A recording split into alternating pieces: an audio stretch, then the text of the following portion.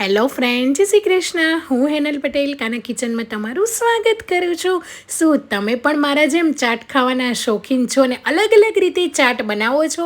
તો આ રેસીપી તમારા માટે છે. આજે આપણે એકદમ ટેસ્ટી હેલ્ધી એવી મગ દાળની પાપડી ચાટ બનાવી લઈશું. તો આપણે મગની દાળની પાપડી બનાવવા માટે અહીંયા મેં આ રીતે મગની ફોતરા વગરની દાળ લીધેલી છે. એને આપણે 3 થી 4 કલાક માટે ધોઈને પલાળી દેવાની છે.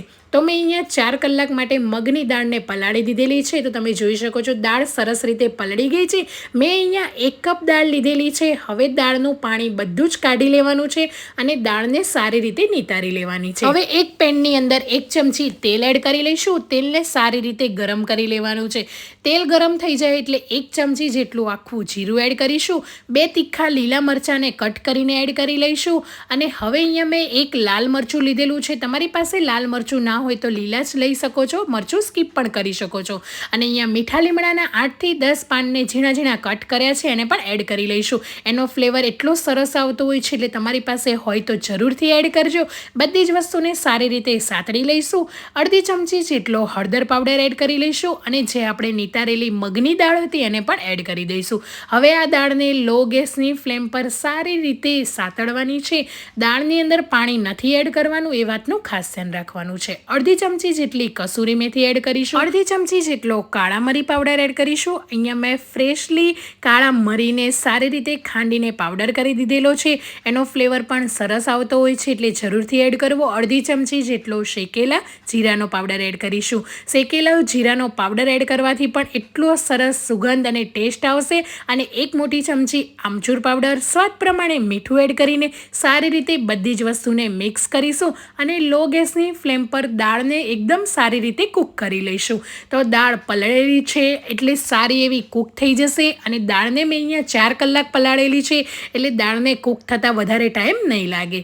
તો બસ આ રીતે વચ્ચે વચ્ચે 1 થી 2 વખત આપણે મિક્સ કરીશું. તો તમે જોઈ શકો છો એકદમ સરસ એવી દાળ આપણી કોરી થઈ જશે અને એકદમ સરસ એવી ચડી પણ જશે.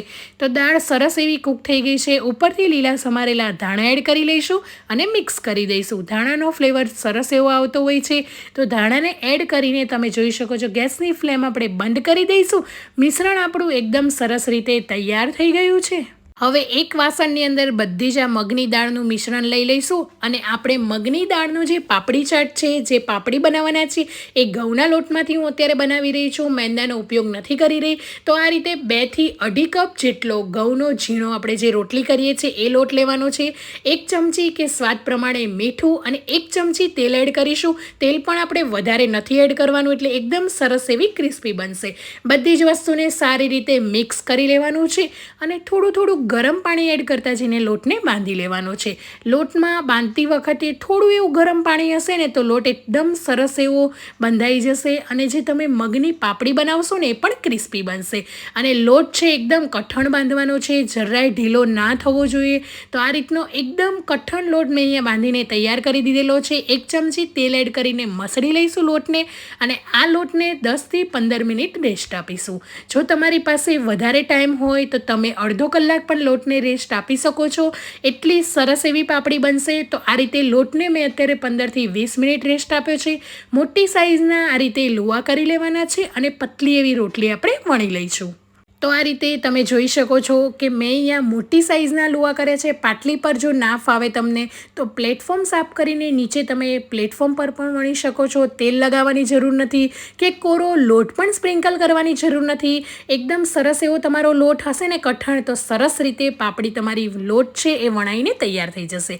તો આ રીતે મેં અહીંયા પતલી પાપડી વણી છે. હવે તમારે જે પણ શેપ આપવો હોય, મારી પાસે આ રીતે મોલ્ડ અવેલેબલ છે. કૂકી કટર હોય તો ગ્લાસની મદદથી, નાની વાટકીની મદદથી તમે કોઈ પણ શેપમાં તમે બનાવી શકો છો. તો મેં અહીંયા આ રીતે કૂકી કટરથી એકદમ સરસ એવો શેપ આપી દીધો છે.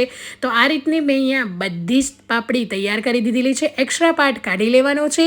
તો અહીંયા બધી જ પાપડી તૈયાર છે. હવે ગેસની ફ્લેમ લો કરીને તેલને સારી રીતે ગરમ કરી લઈશું.